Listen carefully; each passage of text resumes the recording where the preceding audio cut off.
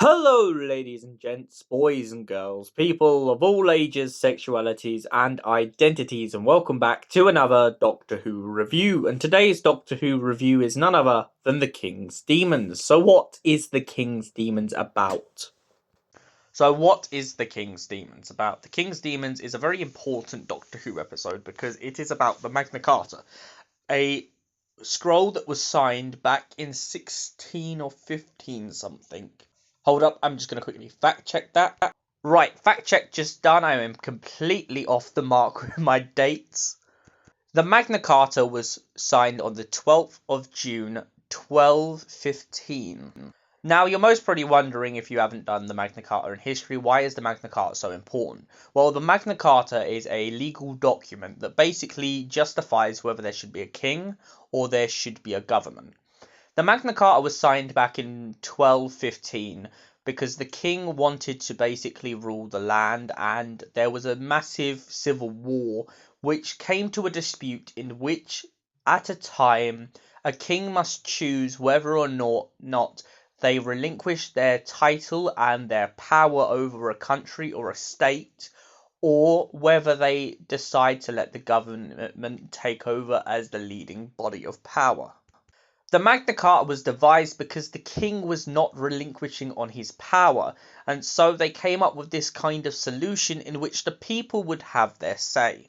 However, in the King's Demons case, we have a story that is really interesting because the Master has infiltrated the King's court and essentially hopes that he will not sign the Magna Carta by interfering in history and pretending to be the King, who is currently in a situation where they're up in London.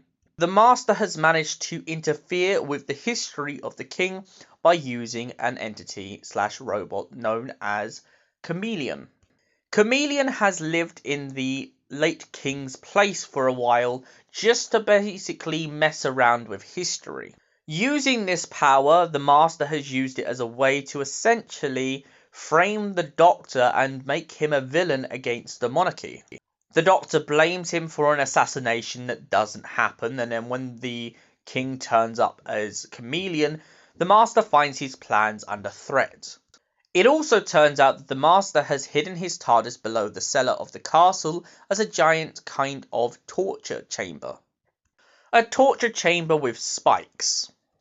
The Master threatens to use it to kill the Doctor, and essentially the Doctor soon realises that he's not dead after he realises he's inside of the TARDIS. The Doctor then pilots the Master's TARDIS to go back and try and help his case. However, with the Master's power over the King/Chameleon, it makes it very difficult for the Doctor to manoeuvre his way around the situation. However, when the Doctor manages to convince people that the Master has bewitched the King, and due to the long-standing superstition of their time, the Master has to flee, and the Doctor and his companions manage to banish the Master back into his sarcophagus so he can escape the time period rather than get executed. What are my thoughts then on the King's Demons? I really love this story. I love it because, one, it takes a very real historical moment, and also because it takes kind of a lot of different elements of this story and really flips them on its head. I also like the fact that the Master constantly seems to want to disguise himself. I feel like this is one of his better disguises, however, and it's definitely a kind of lift up from Time Flight.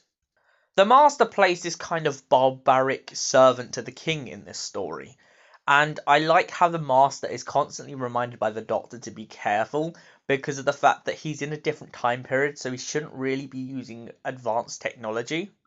However, the Master's never really been one to play with the rules of time and space and history, and that really comes across in this when the Master has a couple of moments where he's kind of umming and ahhing about what he does. I also love the way that Turlo and Tegan really expose the Master in this and kind of reveal to a lot of people in the castle, look, he's very evil or something like that. So overall, I really do like this story, and for that reason, I give it a solid 10 out of 10. Thank you for watching, and we'll see you in the next Doctor Who review, which will be the 5 Doctors. Yes, 5 Doctors. So until then, stay beautiful, you beautiful people.